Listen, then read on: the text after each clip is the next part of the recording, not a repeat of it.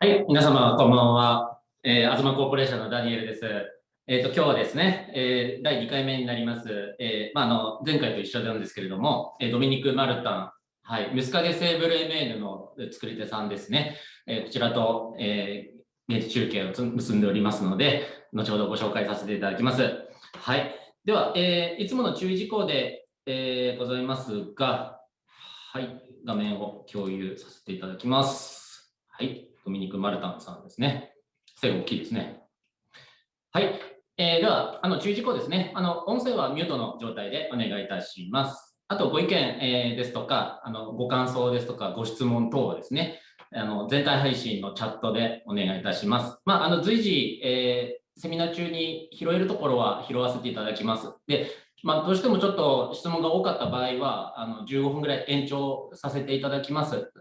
一番最後にですね、Q&A のコーナーを設けさせていただきます。はい。で、あとは回線状況ですね。もしちょっと見にくいなっていう方がいたら、一旦ログアウトしてもう一回入っていただくとうまくいく場合があります。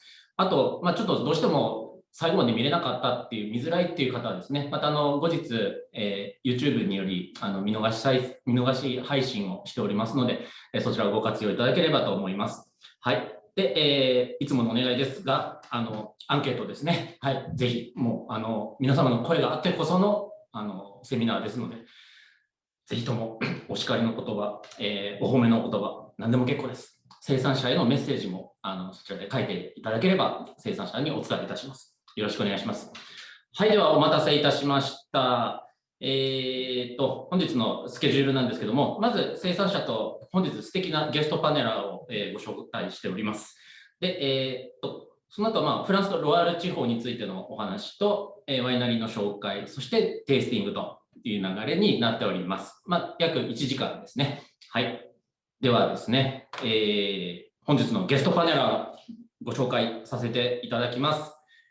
加納正俊さん。はい。東京の、ビストロサルさんですね。4店舗ほど業態を構えておりまして、加納様は、ワインの選定をされている、方です。で、統括マネージャーで、ワインを監修されているというお立場の方ですね。加納さん、今日、現場から中継ですね。今日は現場の方におります。よろしくお願いします。よろしくお願いします。はい。今日、ちなみに、加納さんから、もうレシピですね、皆様の方に、渡ってるかと思います。もし、事前にもう作って、今、ここにあるっていう方はですね、ぜひ、テイスティングの時に、食べながら、ペアリングを楽しんでいただければと思います。ちなみに私、今日作って持ってきてます。後ほどちょっと、はい、紹介させていただきます。はい。ありがとうございます。ありがとうございます。では、今日の生産者ですね。ドミニク・マルタンさん。はい。今、つながっていますでしょうか。Bonjour Dominique. Bonjour.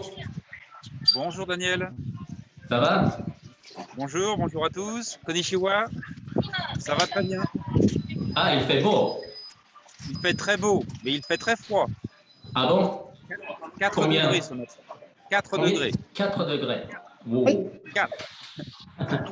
今、気温は4度だそうです。お天気はいいんですけれどもね、ちょっと寒そうです。ここはロワール地方なのでね、やっぱり緯度から見てもやっぱちょっと高い位置にありますし、基本寒いエリアですね。はい。ちょっと後ほどまたすぐつなぎます。Un instant, une seconde. Oui. はい。ちなみに彼がいるところなんですけども、ロワール地方、ペイナンテ、ナントという有名な町がありますね。パリからはおよそ、342キロですね。はい。TGV で、だいたい2時間半ぐらいで行ける距離ですね。で、もう少し拡大してみますと、なんとありましたね。で、ドミニク・マルタンさん、ここです。このピンの立ってるとこですね。後で説明しますけど、ここ川が、この2つこう流れてます。セーブル川とメーヌ川。だからセーブレメーヌっていうんですけども、もうまさにこの間に挟まれたところに、位置しております。はい。なんとからだいたい15キロぐらいの距離ですね。はい。では、早速ですけれども、ドミニクさんに畑を案内してもらいましょう。Donc, Martin, pardon, Dominique, euh, alors, le vignoble, est-ce que tu peux nous faire découvrir? Donc, bienvenue au domaine Martin. Moi, je suis Dominique Martin, j'ai 46 ans et je travaille avec mes parents depuis tout petit. Voilà, je suis la 4e génération à travailler sur ce vignoble. Nous sommes à Saint-Fiac-sur-Maine, donc vraiment sur les terroirs du cœur du Muscadet-Sévrémen. Et voilà, ici c'est une parcelle typique, donc en coteaux, où on exploite le Muscadet-Sévrémen. D'accord. はい、ドミニク・マルタンさんですね、46歳で、小さい時からずっと、ご両親のもとで、こちらのドメーヌを、お手伝いして、今では4代目当主として、活躍されている方です。はい。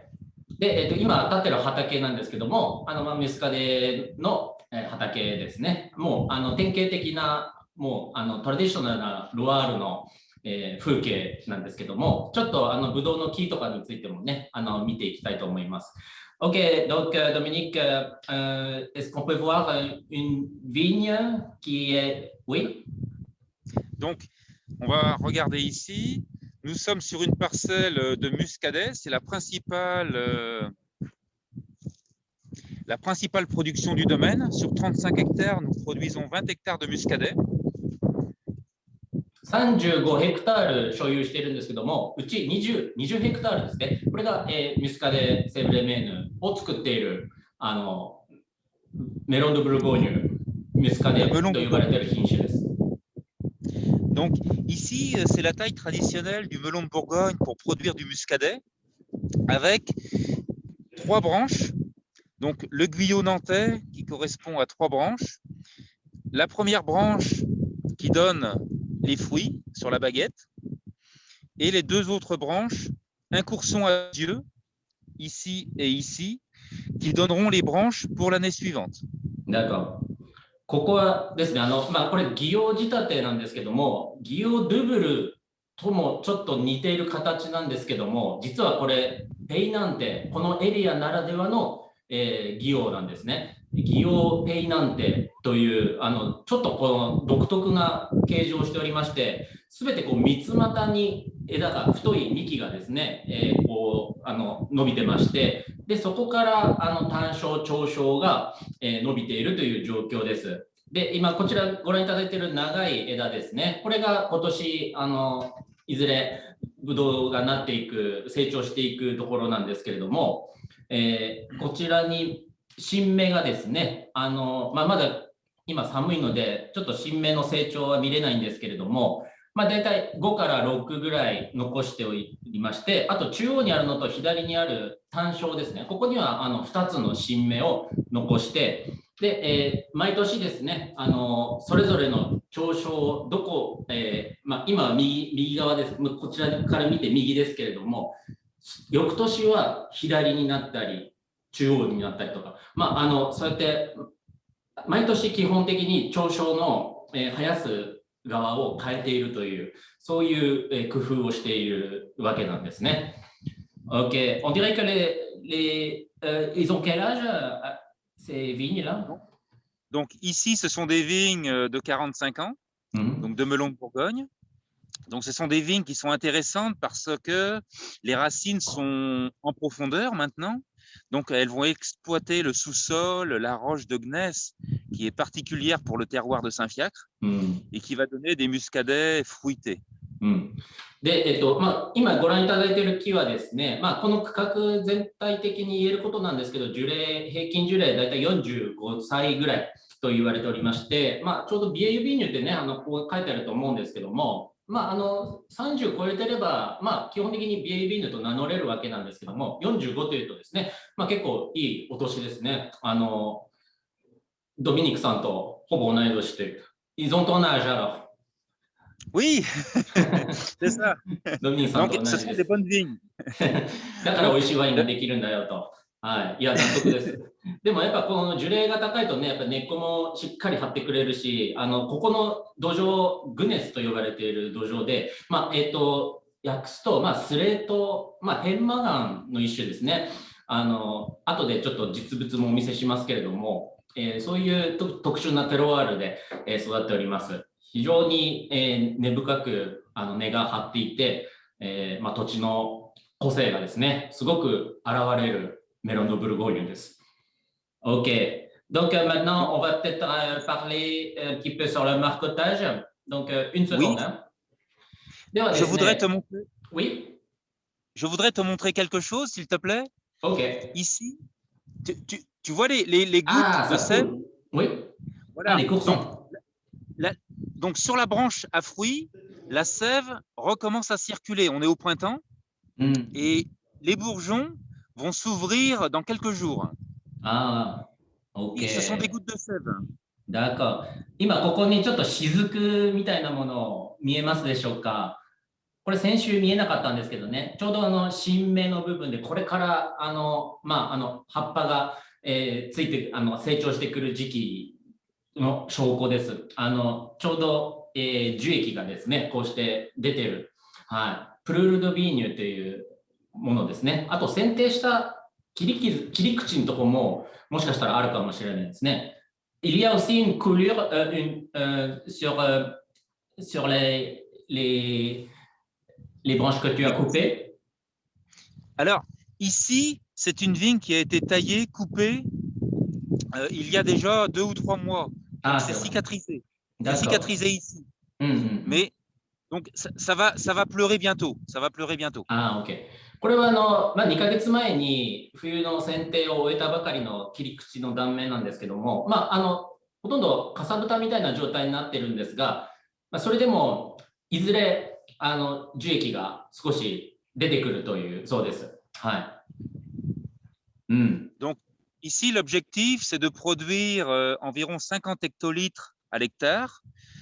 Nous avons 7000 pieds à l'hectare. On va faire, dans les bonnes années normales, moyennes, une bouteille par cep de vigne. なんかで、こちらの畑はですね、1ヘクタールあたり7000株植えております。まあ、結構密植していますね。で、年間5000、リットル、まあ50ヘクトリットルですね。まあ、5000リットルか。はい。作れることになっておりまして、まあ、程よいこう凝縮感も得られる、そんな畑でございますね。はい。では、ここでちょっと特殊な仕立て方についての次に、マルコタージュ法というですね、特殊な繁殖方法といいますか、接ぎ木といいますか、まあ、普通接ぎ木でね、こうクローンを作っていくわけなんですけど、このマルコタージュ法というのがですね、また非常にユニークで、これ今からちょっとお見せしますね。はい。OK, tu peux expliquer. Donc voilà, ici sur un pied âgé, on va dire il avait une trentaine d'années, on a pris une belle branche qui a été mise en terre pour remplacer un pied défectueux et cette branche en terre va reformer de nouvelles racines pour un nouveau pied, un nouveau cep qui a 7 ou 8 ans et qui va recommencer à produire, qui commence à produire aujourd'hui. 隣の、親の木があります。で、そこのですね、立派な木の幹を一つ選んでですね、さっきちょっと見せてもらったんですけども、はい、わかりますか？隣から、地面を一回くぐって、で、ここ、右に出てる細い木が、これ子供なんですよ。この枝から派生した、木なんですね。つまり親子関係なんですよ。で、まあ、その間ぐらいからですね、根っこが張って、まあ、自然にその子供が成長していく。この子供はちなみに7歳から8歳ぐらいだということです。この隣の親木から、子木がですね、生まれるという、まあ、そうやって代々繁殖をさせてきたという、はい、そんな畑なんですよね。うん。Donc, en comparaison des clones, je pense que c'est plus difficile et ça a beaucoup plus d'importance pour toi, non?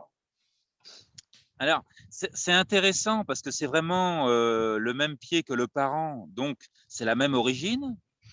Et le deuxième intérêt, c'est qu'il va produire rapidement, plus vite qu'un qu'un clone qu'on va planter directement, うん。 puisqu'il est aidé par le そう parent. ね。うん。そうですね。まあ、クローンの場合だと、まあ、その苗木から買ってですね、あとは、まあ、その挿し木とかをして、やっぱりこの成長が遅いですね、ここまで来るまで。でも、この親木から、行くと、その養分とか、遺伝情報とかもすべてこう、なんて言うんでしょうか、すごい、勢いで、伝わってですね、成長が結構早いそうなんです。はい。子供の木はですね、あ、ベッセさん、いいご質問ですね。接ぎ木はいつしますか？実はこれしないんです。この間も同じ質問があったんですけども。Donc, il y avait une question, est-ce que tu vas les graffer, les enfants? Et, pardon? Le, le bébé, tu les graffes finalement? Je les grappe, c'est-à-dire? Graffe, tu les attaches avec l'arbre américain? Non, alors, le pied parent, lui, il a du pied américain dans le sol pour protéger du phylloxéra. Et l'enfant, lui, le jeune, il a des racines directes qu'on appelle, donc sans protection du phylloxéra. Mais ici, sur le domaine, on n'a jamais remarqué de problème sur ces marcotages. Ils produisent normalement, comme un jeune pied. ですね、接ぎ木に関しては、いずれ次の孫を作るという意味でしょうかね。それでしたら、まだ先なんですけども、面白い、今ご説明したのは、親木は当然アメリカの大木を使ってます。これはフィロキセラ対策です。で、子供に関しては、大木を使用しなくても、フィロキセラの害から実は免れるんですね。もう時根なんです。っていうのも、親木とつながっているので、ちょうどそのフィロキサリン耐性のある遺伝が伝わってるわけなんですね。で、中で切るわけじゃないんです。切っちゃったら、もうそれ独立した一つの、子供になってしまって、そうなってくると、大木をやらなきゃいけないことになるということだったんですね。非常に面白いですよね。私も実際この話を聞いて、すごいなと思ったんですけども、この親とつながってるからこそ、フィロキサリンに守られてるっていうですね、そんなちょっと素敵な仕立て方なんですね。仕立てというか、植樹。はい。面白いですね。C'est très intéressant. Bon, parfait. Pour nous aussi. Ouais, oui, c'est vraiment très intéressant. Donc, oui, et c'est très efficace. C'est à la fois simple et efficace. Donc, c'est une bonne pratique que mon grand-père a toujours utilisée. Et nous, on continue avec un résultat vraiment, vraiment propre. Hein. C'est bien. もうこのやり方はもうおじいさんの代からもずっと受け継がれてきて、お父さんもそうしてきたし、僕もそうしてきたし、すごく簡単で、しかも、効果的というそんな感じなんですね。でも当然ね、親木がいずれ、死んでしまうこともあります。そうなったら、また、その時はね、アメリカの大木を植えた、木に、入れ替えてですね、ちょっとその辺の管理とかすごいややこしそうなんですけども、でもそういうたゆまないやっぱりその取り組み方がこのワインの美味しさに私はつながっていると思います。はい。では話を進めていきましょう。OK. Donc, je pense que c'est bon. Bon. On a tout vu. On peut parler du sol, des... Ah oui, si tu veux, bien sûr. Oui, donc ici nous sommes donc au mois de mars, c'est la veille du printemps. Il y a beaucoup d'herbe sur le sol qui s'est développée pendant l'hiver. Et donc nous allons, à partir du mois prochain, à partir d'avril, passer des outils mécaniques en tracteur pour réduire le développement de ces herbes et éviter d'envahir les pieds. Voilà. Ce sont des pratiques techniques mécaniques.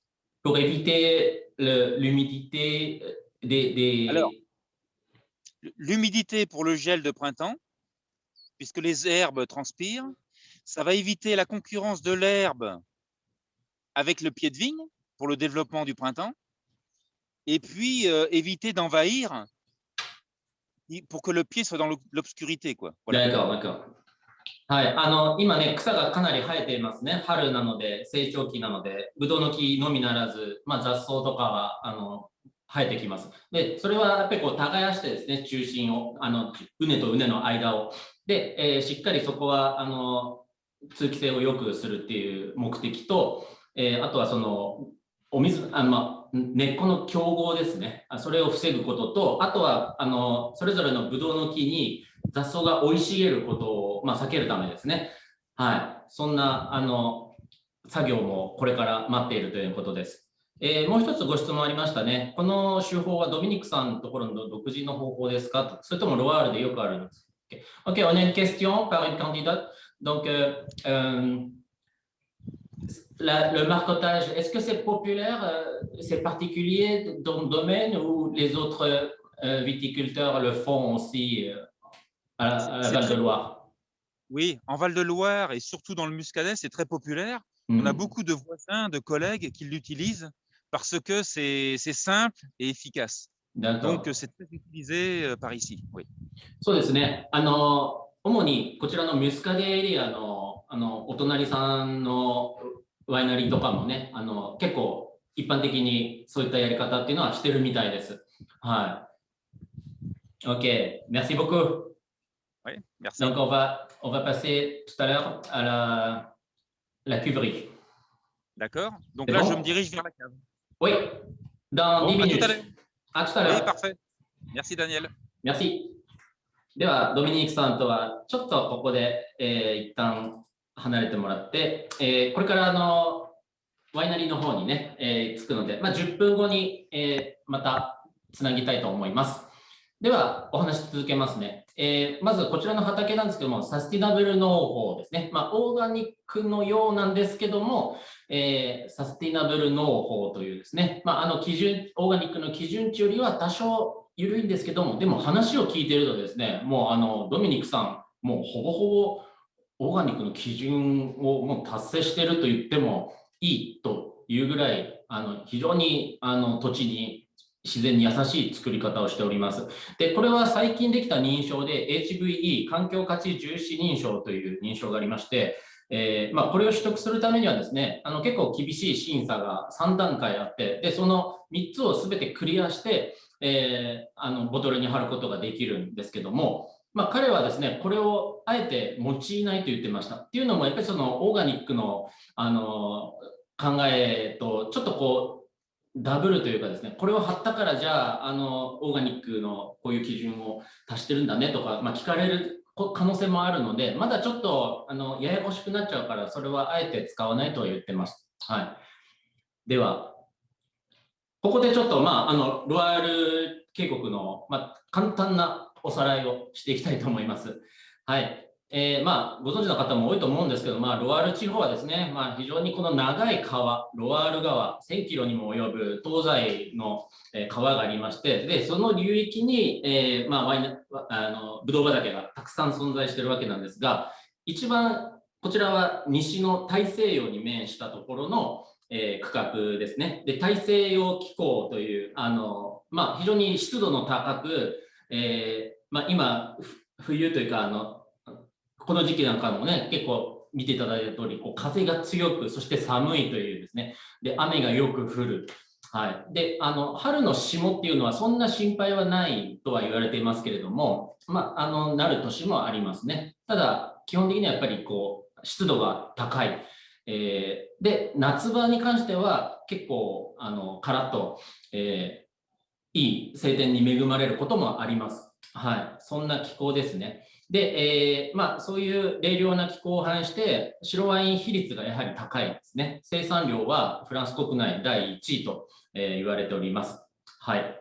で、比率も当然、白が52、ロゼが28、赤が20。こんな具合ですね。はい。で、もう少しこのペイナンテ地方について見ていくと、まず、大きく分けて4つのエリアが存在します。まず1つ、ミュスカ・コト・ドラ・ロワール。ここですね。ナントの上の方ですね。ロワール川の、右岸になります。ここ、アンセニスと呼ばれている町があるんですけども、コトーダンスニスとも呼ばれています。ムスカデ・コトードラルワーン。ここはどんなワインかというと、香りが豊かで、非常にミネラルの硬い感じのする、ところです。で、アロマもね、非常に、ガチガチな感じのものが結構多いです。硬いワイン。で、ムスカコトーグランリュー、ムスカデコトーグランリューですね。はい、ここはなんとのこの下です。大きな湖がありまして、敷地面積も結構栽培面積も大きいんですけども、こちらの特徴といいますと、砂質が多いんですね。砂の土壌が多くて、ワイン自体は、非常にフローラル、そんな感じのところです。で、我らがマルタンの位置しているのがこちらです。ミュスカデ・セーブル・エメーヌ。ミュスカデエリアではもう一番名前が知られているエリアですね。ミュスカデ・セーブル・エメーヌ。で、このピンが立っているところが彼のいるところです。ちょうど先ほど冒頭で申し上げたメーヌ川と、セーブル川とメーヌ川ですね。この2つの間に囲まれている場所ですね。で、こちらのワインというのは、皆さんご存知の方も多いと思うんですけど、シュールリーですね。一冬を檻の中で、じっくり寝かせる。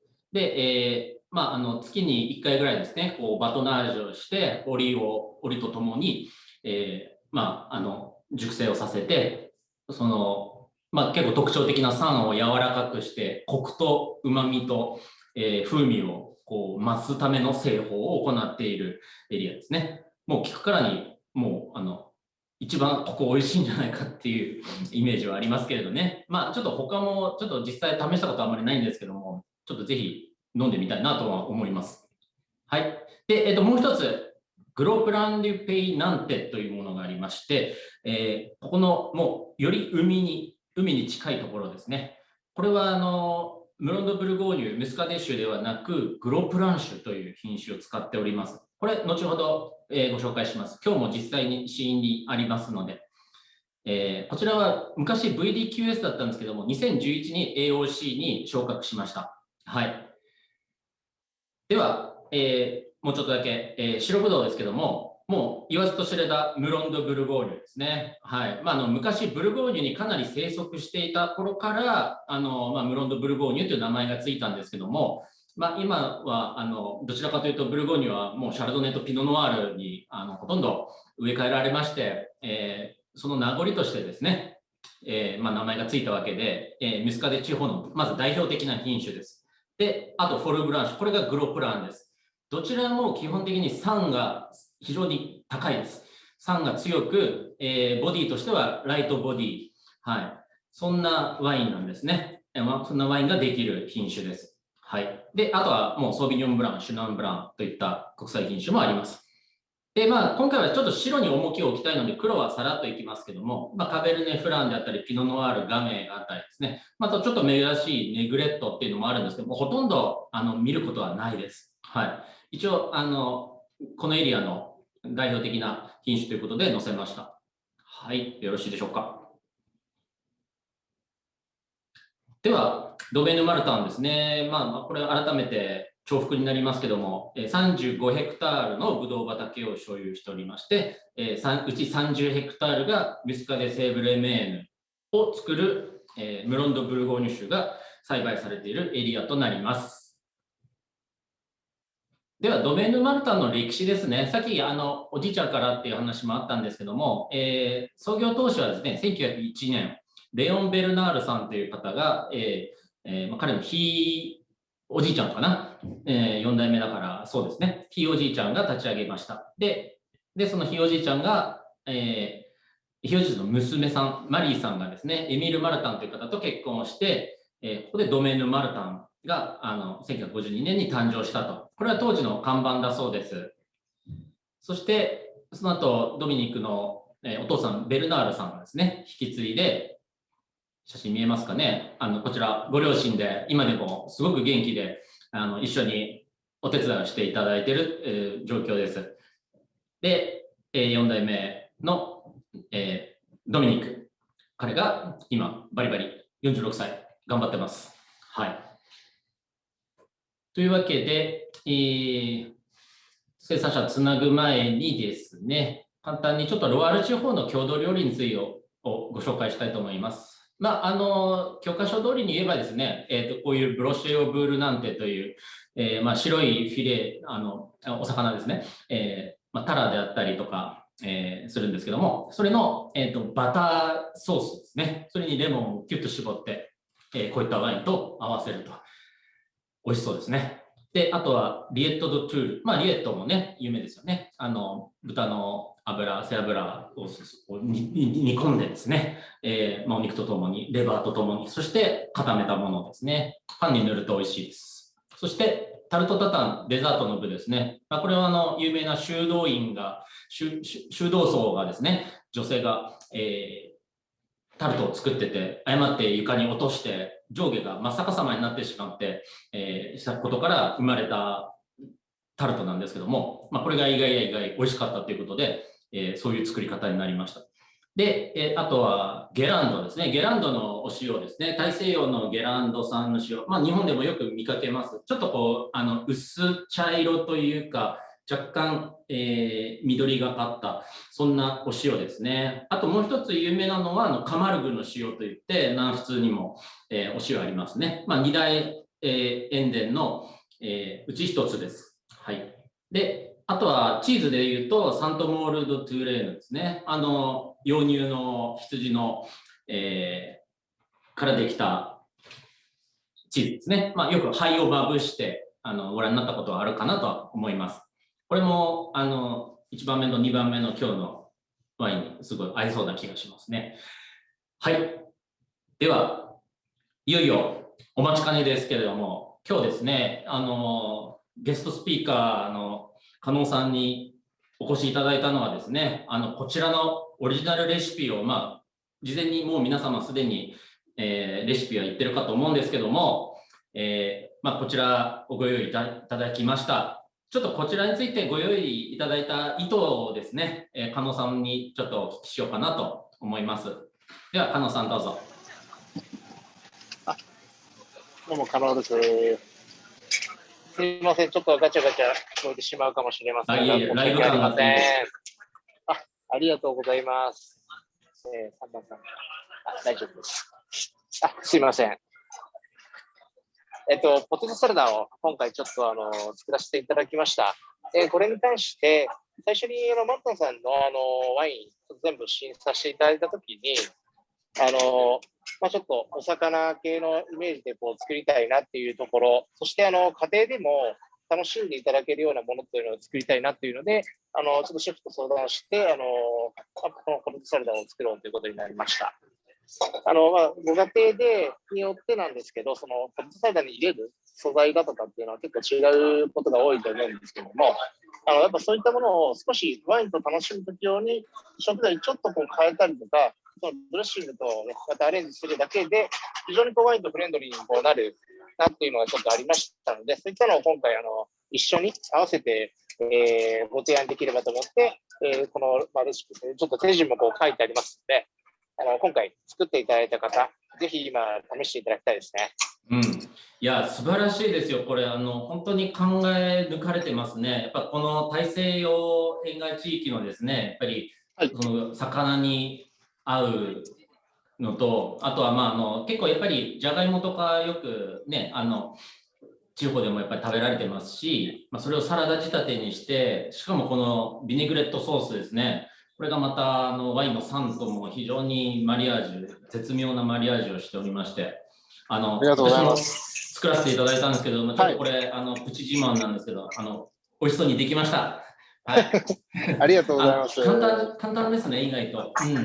で、それでいて美味しいという。はい。いや、ちょっと、でも実際に今日のワインとこれ合わせるのは今回が初めてなので、ちょっと非常に楽しみにしております。ありがとうございます。はい。ポイントとしてはちょっとクレソンなんていうのは非常にいい素材で、それがアクセントになってくれてるななんていうふうに思いますね。クレソン素晴らしいです。私もクレソン大好きで、かなりクレソン比率が高くなってしまいました。本当ですか。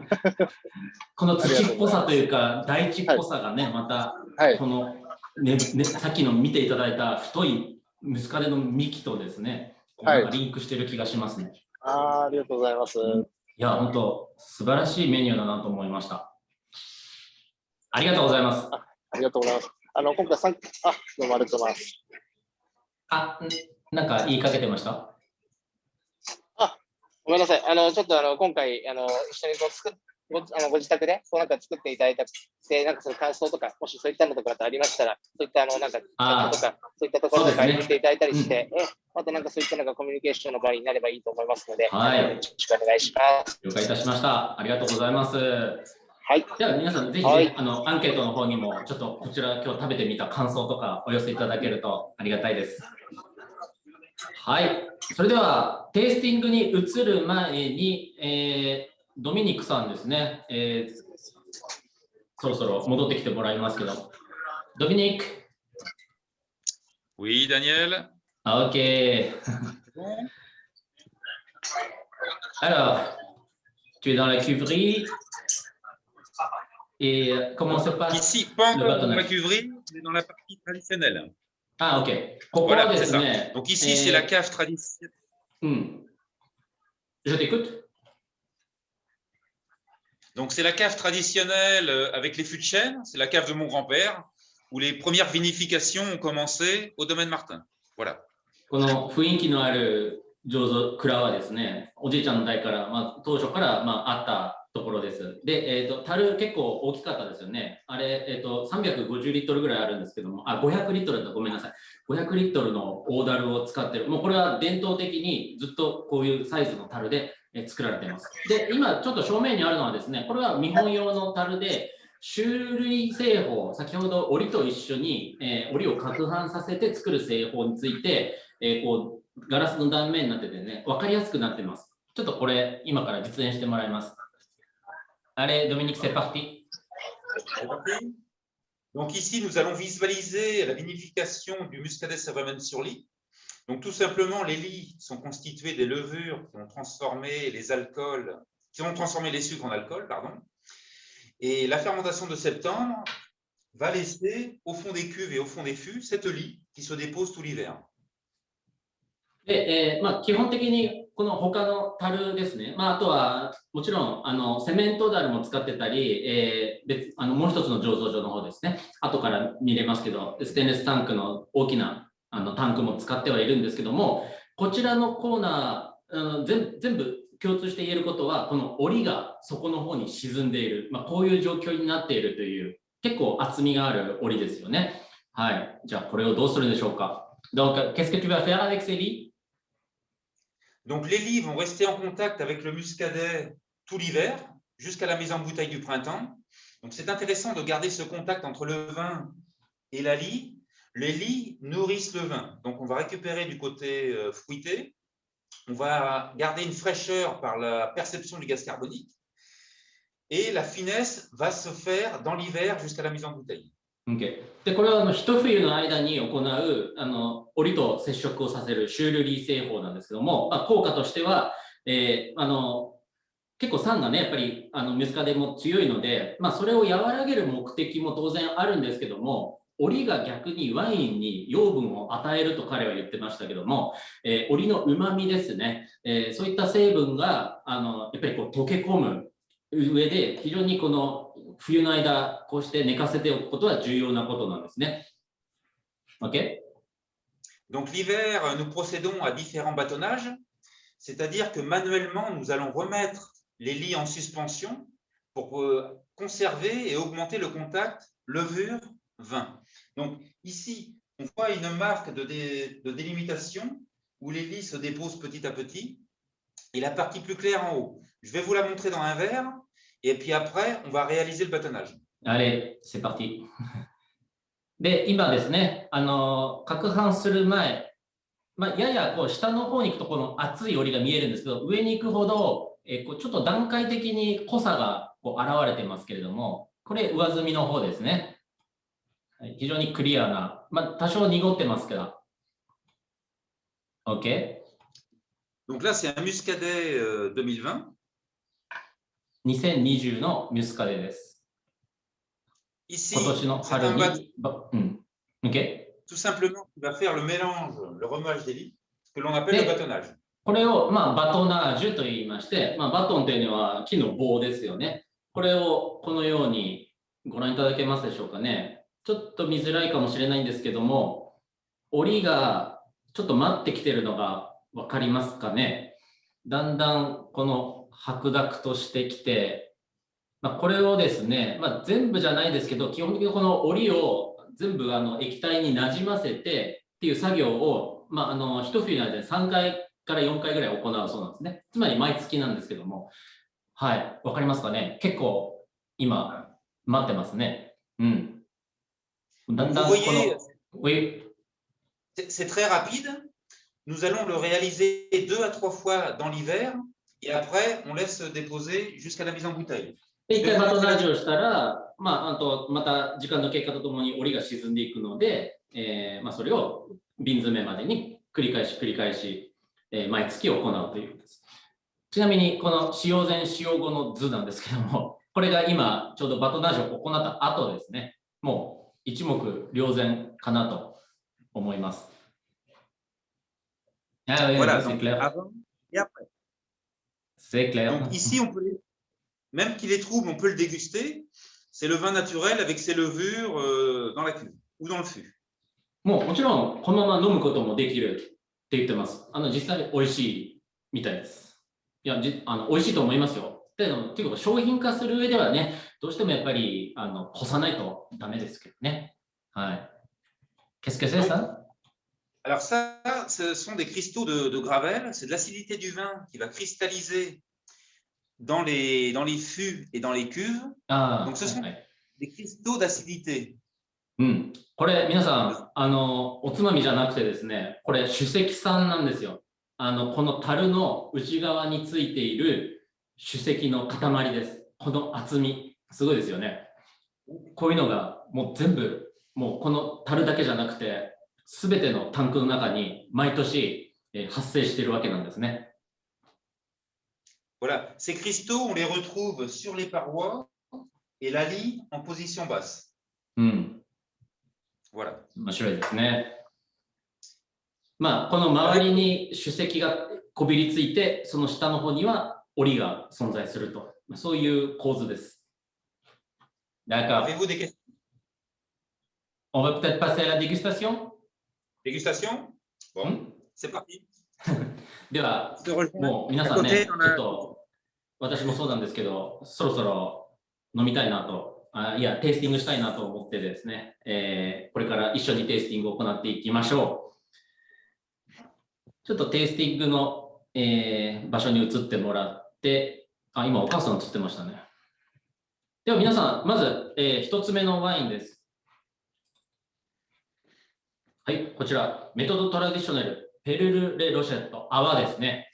こちらはクレマンではないです。バンムスーというカテゴリーになります。と言いますのも、やっぱ規定を満たしていない品種なんですね。グロップランが70とシャルドネが30。オリジナル製法ですね。とはいえですね、もうこの泡の力、すごいです。これ、抜栓して吹きこぼれたっていう方いらっしゃらないですかね。私、先週吹きこぼしました。今日はギリギリ大丈夫だったんですけども、非常に泡が元気です。ちょっと今、この瞬間をご覧いただけます。泡が非常にクリーミーでふわっと立ってます。で、しかも細かい。そんな泡なんですけども。OK。Tu les as ouverts? Pas encore? Je vais expliquer un petit peu. Une seconde, excuse-moi. Vas-y. 今ね、ちょっと抜栓してるところなんです。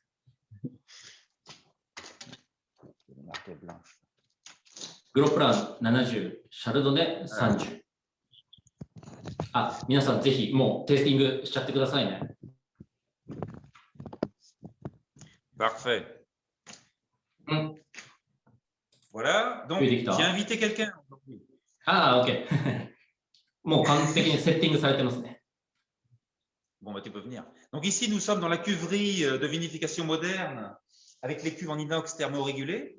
Et c'est ici que nous allons faire la dégustation avec quelques produits du terroir. D'accord. Donc, je vous présente Annick, c'est ma maman. Enchanté. Donc, Oka-san desu. Dis bonjour. Oui, bonjour Daniel. Bonjour, bonjour. Nous sommes aujourd'hui 90 personnes qui vous regardent, donc nous sommes nombreux ici. Sympa, super. Donc, お母 ici, さ nous ん、ちょ avons っ le... と特別参加ですね、今日。いや、嬉しい。お元気ですね。Avant de déguster, je vous montre la roche qui compose le terroir de Saint-Fiacre. あ、OK。Ce sont des これ gneiss. 先ほど説明したグネス。 Gneiss. はい。こんなスレートですね。板です。パッと見た目、ちょっとチーズっぽいんですけども、食べられないです。C'est une roche et friable. うん。非常にこう、パキパキ簡単に割れやすい石だと言ってます。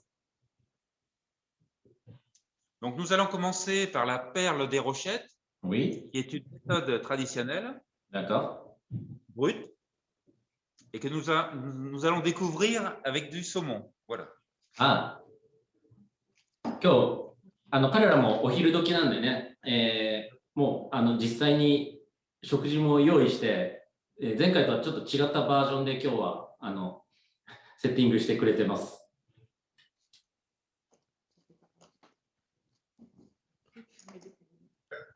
Alors.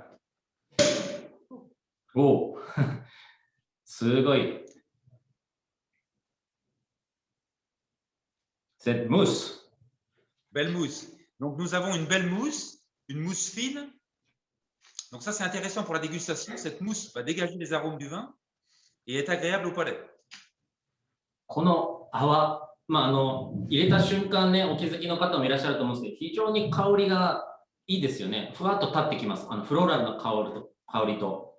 うん。OK、乾杯。サンテ。乾杯。Bon appétit. Bon appétit. Donc, regardez. Tiens. Voilà, nous allons déguster avec ceci. Donc, avec la mer, il y a une crème fouettée et des tranches fines de saumon fumé. いやー、ça a l'air bon。美味しそうですね。スモークサーモンとクラッカーとクリームチーズみたいなの乗せてますけども、バッチシ合うと思います。Bon appétit. Merci. Donc, c'est intéressant d'avoir la fraîcheur du vin. La perle des rochettes est viveuse dans le sens où on a du chardonnay et de la folle blanche en cépage. Ce qui va donner un fruit dans le temps tout en préservant la fraîcheur citronnée. D'accord.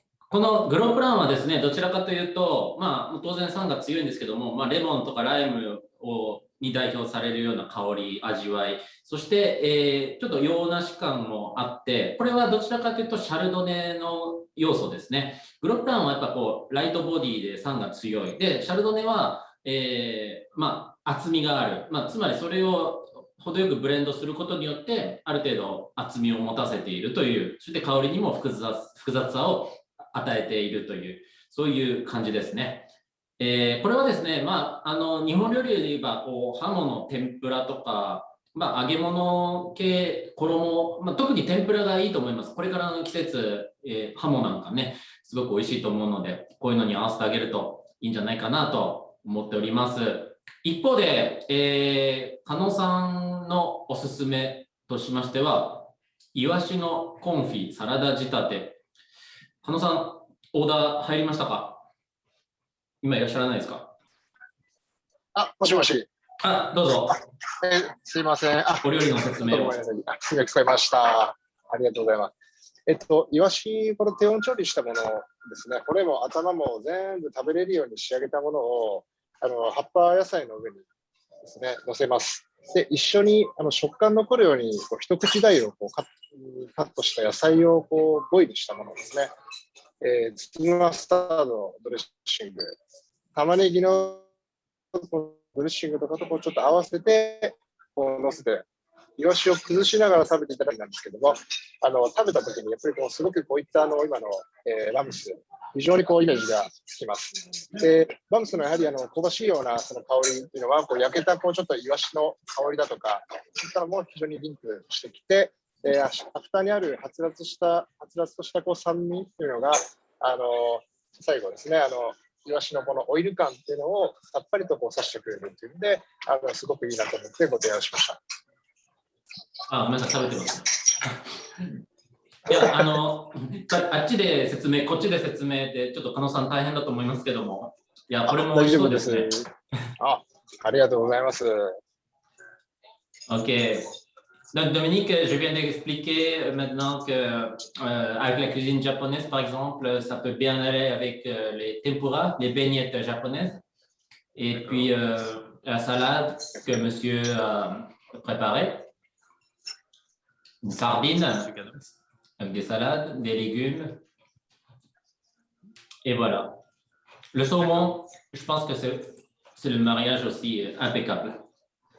C'est-à-dire que ici, on apprécie beaucoup la perle des Rochettes à l'apéritif et de griller des tranches de saumon ou des terrines, de frais, et qui va s'accorder avec la finesse des bulles.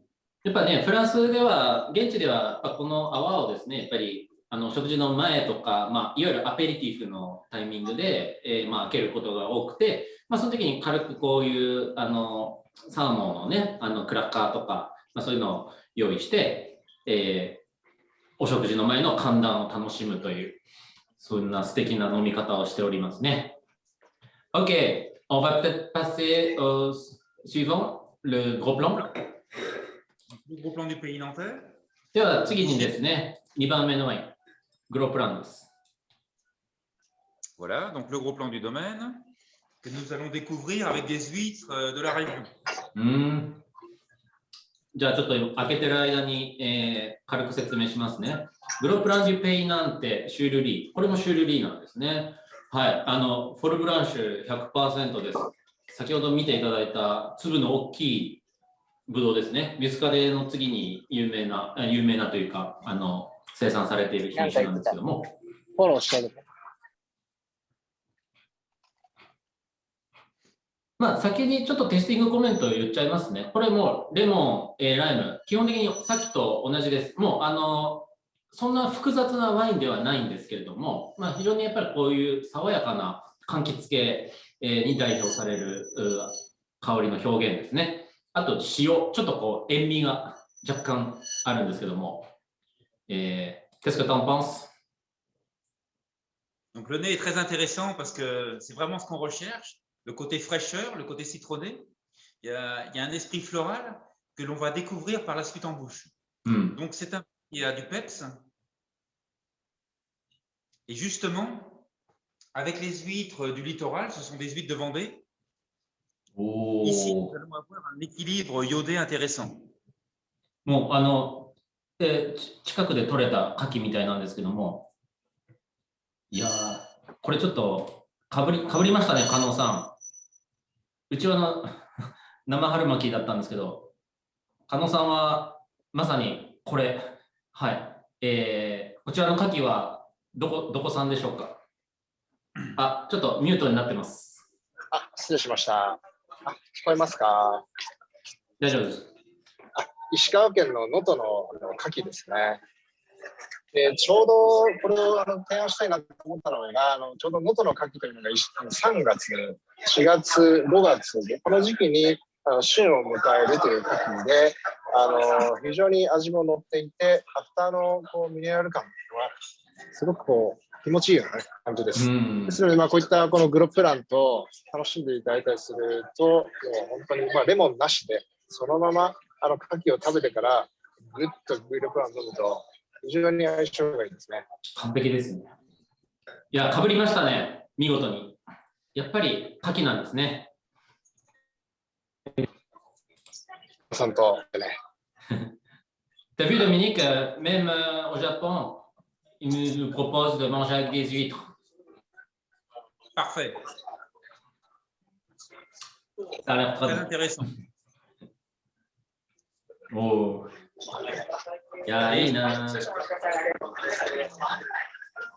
On peut également, si vous voulez, mettre un petit peu de gros plan dans l'huître avant de la déguster. Un petit peu dans le verre, un petit peu dans l'huître. レモンを絞る代わりにですね、グロプラン、このワインをもう牡蠣にそのままかけちゃっても美味しいよと言っております。はい。この酸の強さですね。まさにこれレモンなんで、もう本当にレモン代わりにかけていただいても全然 OK と、もう地元スタイルです。ぜひお試しください。加納さんもぜひお試しください。試してみます。次は、ムスカデ・セブレメン。OK, on va passer sur le muscadet alors. Ouais. Donc c'est bien, nous avons un bon accord avec Monsieur Cano. Ah oui, parfait. はい、お待ちかね、ムスカデ・セブレメンのシュールリーでございます。Le tire-bouchon traditionnel en cèpe de vigne. 栓抜き、これは代々伝わる栓抜きで、ブドウの木をそのまま使ってるやつです。ちょっとソムリエナイフに慣れちゃってるんでね、これで今更ちょっと開けられないんですけど、昔よくおじいちゃんとか使ってた記憶があります。はい、お待ちかねのミュスカデですね。もう彼の代表選手、看板商品でございますが、先ほど見ていただいた折に回せる、折となじませる製法を行っているものですね。これちょっと今日のサバと私合わせちゃってもいいですかね。はい。Donc ici, sur le Muscadet, c'est vraiment sur lit, c'est un 2019. Nous avons une robe or pâle. Voilà. Le nez est intéressant. On découvre vraiment la minéralité du terroir local, c'est-à-dire le gneiss à Saint-Fiacre. 色は Sans le 非 fruité 常 naturel. に薄いレモンイエローですね。そしてちゃっかり私も今いただいちゃってますけれども、さて気になる相性は、もう全然魚臭くないですね。見事にマッチしてます。ちょっとこの後クレソンとポテトも一緒に合わせてみますけど、絶対合いますね。ありがとうございます。いやー、ほんとこれ、ちょっとうちの定番にします、自宅の。ぜひお願いします。Alors, qu'est-ce que tu en penses? Donc, ici, nous avons un fruité naturel que l'on retrouve en bouche, c'est-à-dire le terroir qui ressort. Oui, des notes florales et citronnées, ça c'est toujours vrai. Et puis, ça va s'accorder pour avoir une longueur. C'est des vignes qui sont assez âgées, où les racines sont profondes dans le sol. On a vu, oui. Des raisins mûrs et de la structure. Donc, un vin avec une bonne longueur en bouche. もうこのワインはですね、やっぱりさっき畑皆さんご覧いただいたと思うんですけど、樹齢、その樹齢が生み出したブドウ、その複雑味、テロワール感もそうですけども、こういったねフローラルな香りプラス、柑橘系であったり、マスカット、とか、あとはちょっとウリ系な、ちょっとこうなんていうんですか、それこそメロンのようなね、緑のメロンみたいな感じもありまして、あとはハーブも捉えたり、さっきの、グロップランたちよりもややっぱり複雑ですよね。しかもやっぱりこの折とともに寝かせてるので、少しそのなんていうんでしょうか、トーストのような、パン生地のようなですね、わかりますかね、ちょっとそういう、ブリオッシュとまではいかないですけど、早い話が、フランスパンを引きちぎった時のああいう香りですね。合いそうですね。これに合わせるものとしては、豚肉のソテーなんですけど、ドミニクさん何です？ Qu'est-ce que tu manges là? Au choix, je vous propose des noix de Saint-Jacques avec du poireau. Donc, on dirait des yakitori. 焼き鳥みたいですけど、これホタテです。ホタテをネギと一緒にこう刺して、ネギマですね。これ南テ風ネギマですね。鶏の代わりにホタテを合わせてます。美味しそうです。初めて見ました。これちょっと焼き鳥屋さんに提案したいですね。でも鳥じゃないから無理か。確かに。ですよね。これ、加納さんいいんじゃないですか、この。非常になんかいいなって思いますし、っぱネギ一つポイントだなって僕思いました。はい。Donc avec le poireau, je pense que ça s'accorde très bien, je pense. Très très bien. Le poireau, il est juste croquant.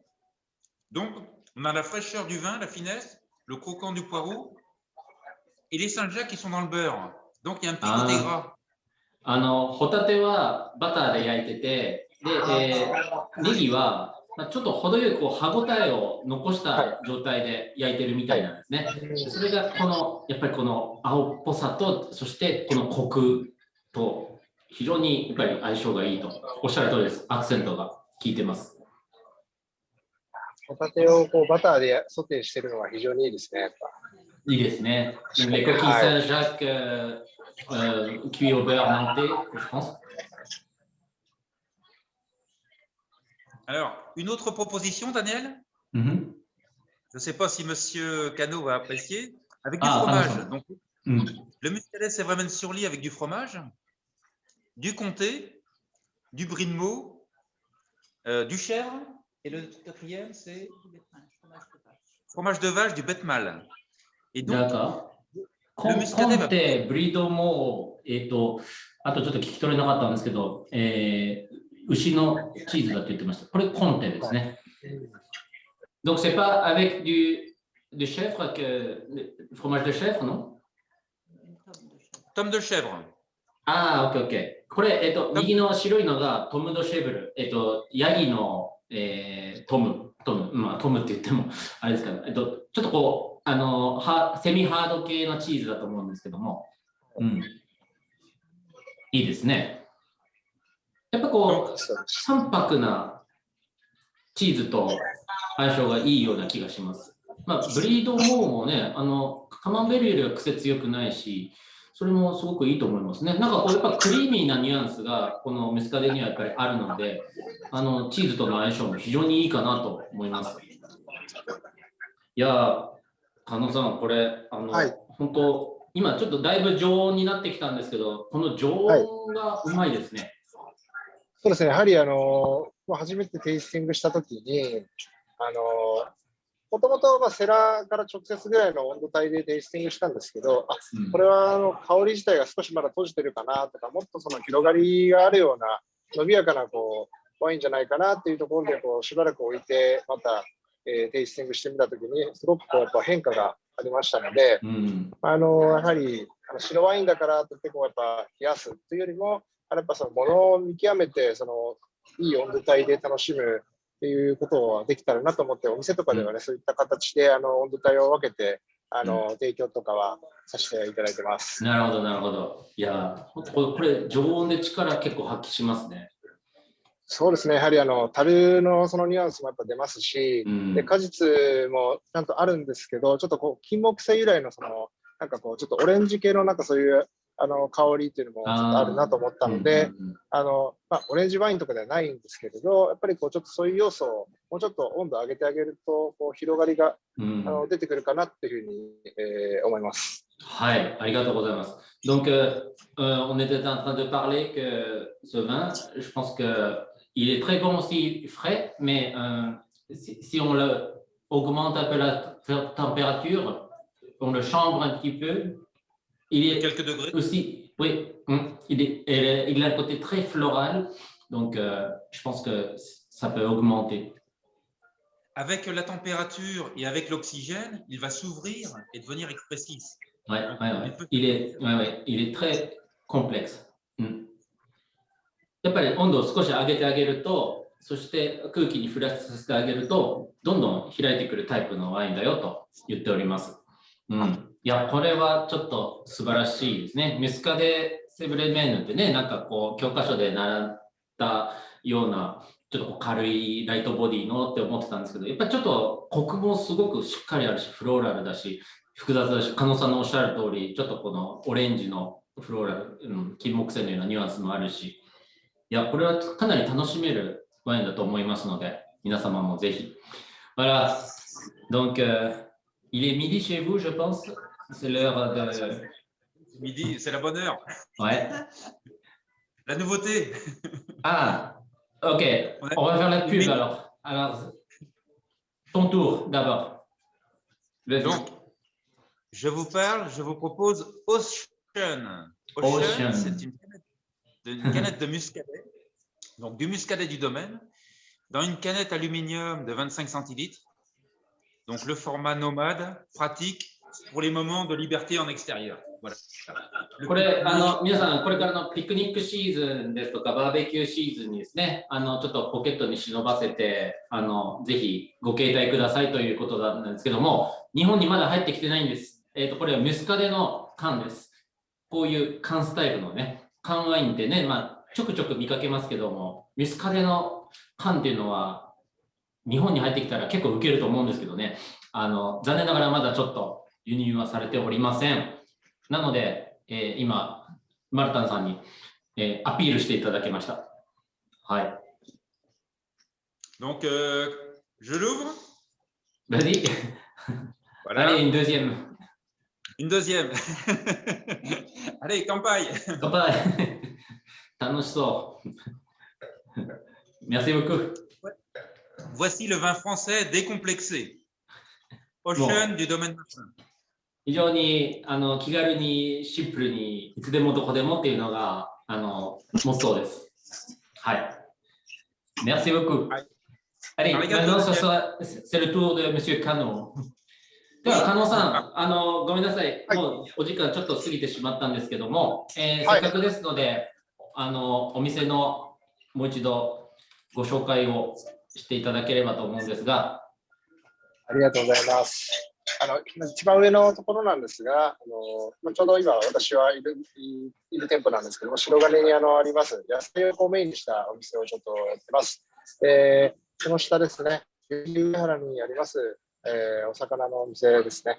で今回ちょっとこちらのお店のコンセプトというところで料理等ですね、紹介させていただきました。そしてその次の、店舗なんですけども、お肉をメインにした、学芸大学の店舗。そして最後、自由が丘にあるんですけれども、スパイスのハーブというのを一つ調理で使うということをテーマにした、お店。加えてですね、東ヨーロッパなどのちょっとマニアックなエリア、そういったところのワインをいろいろセレクトしております。で、東さんも東ヨーロッパ非常に力入れていらっしゃって、そういったところのワインも扱わせていただいてますので、お越しいただきましたらいろいろ楽しんでいただけるかなと思います。いや、加納さん、本当今日、はい、お仕事中なのに申し訳なかったです。ありがとうございます。いえ、とんでもないです。ちょっとなんかノイズが入ったりとか、ちょっと電波障害ですみません。ご迷惑をおかけしてしまったかもしれません。いえいえ、なんかすごく元気にこう営業されているライブ感が伝わってよかったと思います。すみません、ありがとうございます。いや、ちょっといつかお伺いしたいです。近々。ぜひお願いします。はい。いや、ありがとうございます。2回にわたってご協力いただきまして。はい。ありがとうございます。では、一旦ですね、次はちょっと、東の、アピールタイムをさせていただきたいと思います。Une seconde, Dominique. はい、次回予告です。次回はですね、フランスのブルゴーニュ地方、コート・ド・ボーヌの、生産者、ポマールとボルネーの、作り手さんなんですけども、ドメーヌ・ルシニョル・フェブリエですね。こちらを、取り上げたいと思います。で、ここの生産者はですね、もうビオディナミ農法を、昔から結構長いことからですね、実践しておりまして、実際に月の暦カレンダーはもちろん、実際に畑に使う501調剤ですとか500調剤とかですね、いろいろあると思うんですけども、そういうものをちょっと実際に見せてもらったりとかしてですね、どんな様子で、ビオディナミに取り組んでいるのかっていうのをちょっとクローズアップしてお届けしたいと思っております。で、今回はワインの価格もそこそこ高いので、こうした小瓶にですね、入れて、ご対応させていただきたいと思いますので、詳しくはこちらをご覧いただければと思います。一旦こちらでちょっと中締めとさせていただきます。で、引き続きですね、Q&A コーナー続けてまいりますので、約10分ぐらいちょっと延長しようかなと思っております。で、せっかくなのでね、ドミニク・マルタンさんからも、一言ご挨拶、このタイミングでしてもらおうと思います。Donc voilà, Dominique, un temps très serré. Maintenant, il est 20h10 chez nous, midi 10 chez vous. Voilà, donc il y a quelques personnes qui doivent vous quitter. Donc, est-ce que vous avez un message à nous dire? Donc, merci à tous. N'hésitez pas à découvrir les vins du domaine. Vous serez surpris dans le bon sens. ぜひ今後ともドミニク・マルタンのワインをよろしくお願いいたします。驚きと、感動を皆様に、ご提供いたしますというような感じでした。はい、ありがとうございます。Merci beaucoup。ありがとう、アズマ。ありがとう、ダニエル。ありがとう、トゥルモン。じゃあ、お時間がない方は、ちょっとこのままご退出いただいて、あとちょっと質問ですね、いくつかあったかと思うので続けたいと思います。と言いましても、ご質問一つだけですね。皆様も、はい、どんどんお寄せくださいね、これを機会に。OK, donc on a une question. Donc la canette, à peu près combien de temps ça peut durer je veux dire. Le vin peut se conserver, 24 à 36 mois dans la canette, mais le but, c'est pas de le conserver. Le vin est bloqué à l'intérieur, c'est très hermétique, donc il ne va pas évoluer. D'accord. La différence. Donc, l'idéal, c'est de le consommer dans l'année. OK, OK. 缶の中にね、こう密閉しているので、いわゆる瓶熟っていうか、その完熟っていうのはしないです。一切しないです。なので、理想はもう本当に早く消費していただくための目的で開発された商品です。で、一応、その賞味期限ではないんですけど、ワインにはないんですけども、理想としては2、3年以内に消費していただくこと。もっと言うと、もうすぐその場ですぐに飲んでくださいっていうメッセージも込められています。はい。Deuxième question.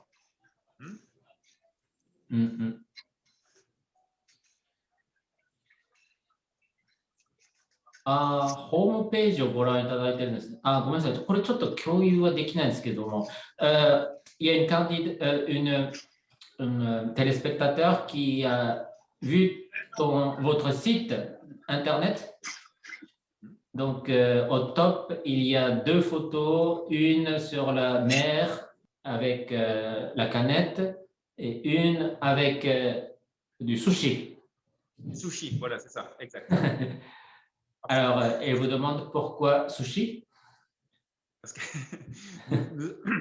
en France, à Paris, nous avons des clients restaurateurs japonais qui proposent de la cuisine japonaise et qui la vendent à emporter avec des canettes Ocean. D'accord. Et l'accord est très intéressant. Sushi, vin blanc frais, vin de muscadet. OK, OK. Et pratique à emporter, quoi, voilà. D'accord.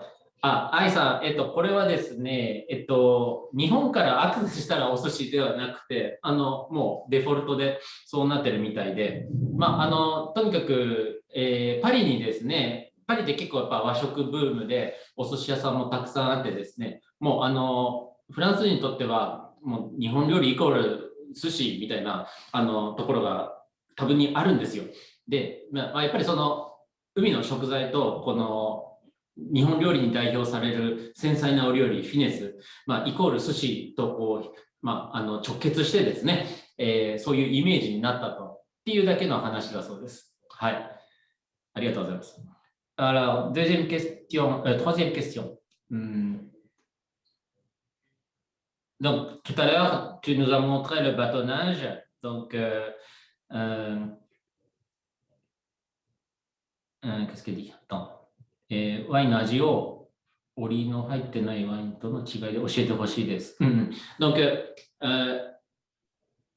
ta note de dégustation sur le vin que tu as bâtonné et avant le bâtonnage, quelle est la différence à ton avis?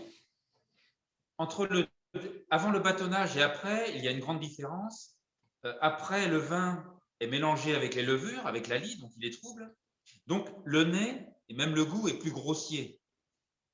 Par contre, avec le temps de contact, avec le temps de sédimentation, ça va s'affiner et ouvrir le vin, le rendre plus expressif dans la durée. Il faut patienter, on va dire, tout l'hiver jusqu'à avril, mai au minimum pour avoir des vins vraiment floraux et ouverts. La période du bâtonnage est plus complexe à déguster pour l'instant. なるほど。だから、ですね、どちらが美味しいとかじゃなくて、折で攪拌し、折入りの先ほどの白濁としたミスカデはですね、どちらかというと、やや粗さは残ります。って言っても、ちょっとそのコクとかですね、こう飲み応えというか、そういう粗さっていう意味なんですけども、が当然感じられます。で、甘さとか旨味とか、その辺がこうギュッとやっぱ凝縮されたイメージでね、ちょっと私飲んだことないので何とも言えないんですけど、彼の表現だとそういう粗さです。でも、それがやっぱりこう、折をね、成長させて上澄みをさらにフィルタリングして今こういう状態にあるわけなんですけども、そうすると当然飛躍的に複雑さはやっぱり増していきますということです。フローラルなニュアンス、先ほど申し上げた果実のニュアンスもそうですし、ミネラルもそうだし、やっぱりする前とした後とではですね、その完成形は全然違うということです。どっちが美味しいとかじゃなくて、ざっくり今のお話をまとめるとそういう感じですね。大丈夫ですかね。うん。で、ボトルの形に違いがあるのは何か意味がある。Donc, la question suivante. Donc, il y a deux sortes de bouteilles. Donc, celle du gros plan, elle est haute, et puis celle du muscadet, une forme de Bourgogne. Donc, voilà. Alors, qu'est-ce que ça signifie? Alors, ici, la bouteille de gros plan, c'est la bouteille traditionnelle, donc légèrement effilée et plus haute. Elle est de couleur verte. Ça, c'est la bouteille avec la couleur traditionnelle. La bouteille de muscadet traditionnelle était verte aussi il y a quelques années. Oui, je me souviens. Oui, voilà, c'est ça. Il y a 2 ans, 1 an, 2 ans. Et nous l'avons remplacée par une bouteille de type bourguignonne dans un but de simplifier nos cartonnages, les réglages de nos machines. Esthétiquement, la couleur marron plus foncée est intéressante vis-à-vis de nos clients. C'est ce qu'on a comme retour. Elle conserve mieux le vin parce qu'elle est plus foncée. C'est vrai. Et on va avoir, je pense en 2022, la même bouteille bourguignonne pour le gros plan. Ah, d'accord. Ok. Voilà, pour simplifier les formats et machines et cartonnage. OK。まずですね、このグロプランの背の高い方ですね。これ、いわゆるフルート形状、アルザスとかでよく見かける形状なんですけども、これは伝統的にロワールのグロプラン、ミュスカデも実はそうだったんです、昔は。みんなこういう形状だったんですけれども、ちょっとこの現実問題、商売していく上でですね、規格がこうバラバラになってくると、ちょっとその管理がちょっと大変になってくるっていう理由がまず一つと、もう一つは色が濃くですね、ブルゴーニュ型のムスカデの方が、そうしたことによって保存状態が全然違うみたいなんですね。やっぱり色が濃いので、その日焼け、日の光による影響を受けにくいとか、そういう実利面でもね、すごく意味があることだと言っております。なので、将来的にはこのグロプランも、このブルゴーニュ型に統一をすると言っております。個人的には消費者の立場としては、この背の高いの、僕は好きだったんですけども、でもそれはやっぱり効率を考えると、致し方がないのかなという気もします。そこは生産者のスタイルということで。OK, on a bien compris. Alors, dernière question. じゃあ、皆さん、時間もそろそろあれなので、最後のご質問いきたいと思います。エキストラブルットさん。はい。酵母は自然酵母で発酵させる培養酵母でしょうか。OK. Alors, la levure que tu utilises sur ces vins, donc, est-ce que ce sont des levures indigènes ou pas? Alors, pour les vieilles vignes que l'on a vues tout à l'heure, donc les vignes de 45-50 ans, pour le muscadet, on va utiliser les levures indigènes. Ce sont les levures de la peau qui sont sur la peau du raisin, naturellement. Et pour le gros plan, pour les vignes plus jeunes, je vais utiliser des levures commerciales pour un profil plus ciblé, plus citronné, plus floral en fin de compte. D'accord. Ouais. Plus terroir, plus oui, floral. Plus terroir. Oui, oui, comme vous le dites. はい。では、ですね、グロープランに関しては、いわゆる商業用の酵母を使っております。これはもう純粋にグロープランのやっぱこのシンプルな特徴ですね。レモンライムとか柑橘系を、素直に出す、もうその目的だけで、使用しております。で、ムスカデセブレメン、先ほど見ていただいた樹齢の高い、あれはですね、やっぱりテロワールの個性を出すためにも、これはやはり天然の酵母でなければならないと。ブドウの表面についている自然酵母ですね。これは徹底して、そういった自然酵母を使っております。はい。なので、この2つとも違う酵母を使っています。ムスカデがむしろ自然酵母ということですね。